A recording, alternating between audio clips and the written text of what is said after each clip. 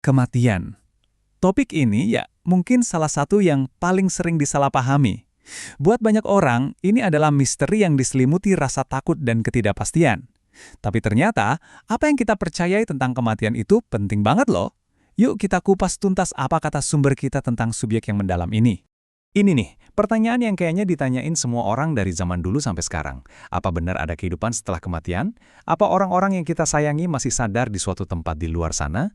Menurut sumber kita, jawaban atas pertanyaan ini ternyata punya dampak yang luar biasa loh buat masa depan kita. Jadi, mari kita cari tahu sama-sama. Oke, gini deh. Sebelum kita ngomongin soal kematian, kita harus paham dulu apa sih definisi kehidupan menurut sumbernya. Nah, Alkitab menjelaskannya dengan sebuah persamaan yang sederhana banget, langsung dari halaman-halaman awalnya. Semuanya berawal dari sini. Menurut kitab Kejadian, Tuhan membentuk komponen pertama manusia dari debu tanah.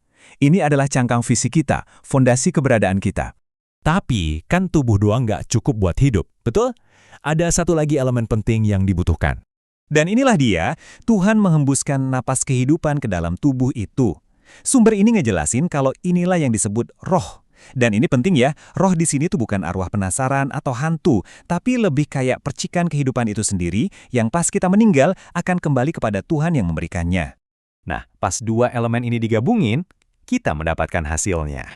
Nah, ini poin yang krusial banget. Tubuh ditambah napas kehidupan sama dengan jiwa yang hidup.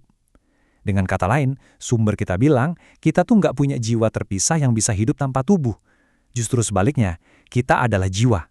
Diri kita secara utuh sebagai makhluk yang hidup. Dan Alkitab sendiri mendukung ini loh. Di sini dikatakan dengan jelas kalau jiwa itu bisa mati. Ini kan langsung menantang ide umum yang bilang kalau jiwa itu abadi dan nggak bisa mati. Jadi kalau jiwa bisa mati, terus apa yang terjadi setelahnya? Nah, disinilah kita masuk ke inti pembahasannya. Sumber kita ngegambarin keadaan orang mati dengan cara yang sangat spesifik. Dan ini mungkin bakal beda banget dari yang selama ini Anda dengar.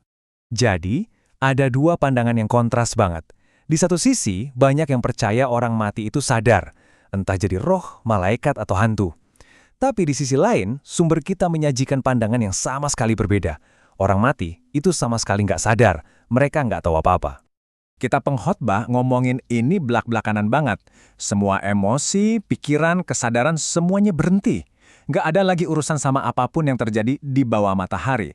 Jadi, dalam pandangan ini, kematian itu adalah akhir total dari kesadaran. Titik.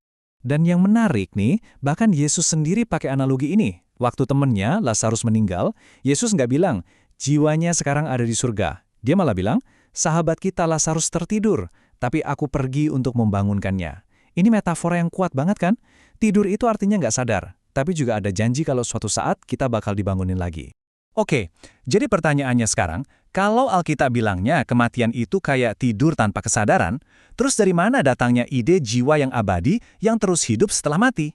Nah, sumber kita menelusurinya sampai ke sebuah momen yang sangat penting di awal sejarah. Ini pertanyaan yang wajar banget kan?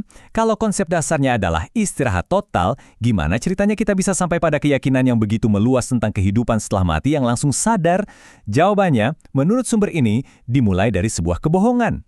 Nah, dari sinilah semua ini bermula. Di Taman Eden, Tuhan sudah memperingatkan kalau konsekuensi dari dosa adalah kematian. Tapi, si ular datang dan langsung menentangnya. Bilang, sekali-kali kamu tidak akan mati. Inilah, kata sumber kita, kebohongan pertama yang mengenalkan ide kalau manusia itu punya keabadian dalam dirinya. Dan kebohongan ini efeknya panjang banget, kayak efek domino. Ide ini terus bergema sepanjang sejarah. Di zaman dulu, mulai muncul deh para penyihir dan medium yang ngakunya bisa ngobrol sama arwah orang mati, yang mana itu cuma mungkin kalau orang matinya dianggap sadar. Dan sumber ini juga memperingatkan, di masa depan, setan akan menggunakan kepercayaan yang sama ini untuk melakukan penipuan skala global. Tapi, ceritanya nggak berakhir di kuburan yang gelap kok. Kalau kematian itu adalah tidur, berarti ada janji untuk bangun. Nah, sekarang kita masuk ke bagian akhir dari penjelasan ini yang penuh harapan. Ini pertanyaan puncaknya ya kan? Kalau nggak ada surga atau neraka yang langsung kita masuki setelah meninggal, jadi apa dong harapannya? Apa yang kita sebagai orang beriman tunggu-tunggu? Jawabannya ada di sini. Harapannya itu bukan pas kita mati, tapi pada saat kedatangan Kristus kembali. Peristiwa itulah yang jadi fokus utamanya. Saat panggilan kebangkitan terdengar dan orang-orang mati yang setia dibangunkan dari tidur panjang mereka. Prosesnya kira-kira begini nih. Pertama, Kristus kembali dengan suara yang menggelegar. Lalu, orang-orang benar yang sudah meninggal dibangkitkan dari kubur mereka. Selanjutnya, tubuh fana kita yang bisa rusak ini di-upgrade jadi tubuh abadi yang nggak bisa mati lagi. Dan akhirnya, kita semua diangkat untuk bertemu Tuhan dan bersama-sama dengannya selamanya. Dan catat ya, ini kebangkitan fisik, bukan cuma roh tanpa tubuh. Oke, jadi kalau kita simpulkan, ada dua narasi yang beda banget. Pandangan pertama bilang kalau kematian itu cuma pintu gerbang ke kehidupan sadar berikutnya. Sementara, pandangan kedua yang dari sumber kita bilang kalau kematian itu adalah tidur tanpa sadar. Dan harapan yang sesungguhnya ada pada kebangkitan di masa depan pas Kristus datang. Mungkin Anda mikir, emang kenapa kalau beda? Apa pentingnya sih detail teologi kayak gini?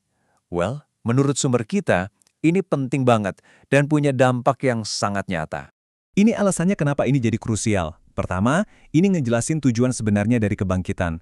Coba pikir, kalau semua orang udah di surga, buat apa ada kebangkitan lagi kan?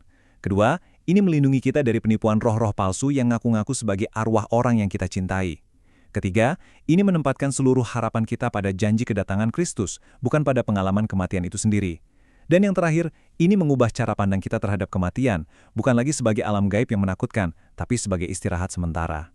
Jadi, pada akhirnya, menurut sumber ini, memahami keadaan orang mati yang sebenarnya itu bukan cuma sekedar info teologi yang keren untuk diketahui aja.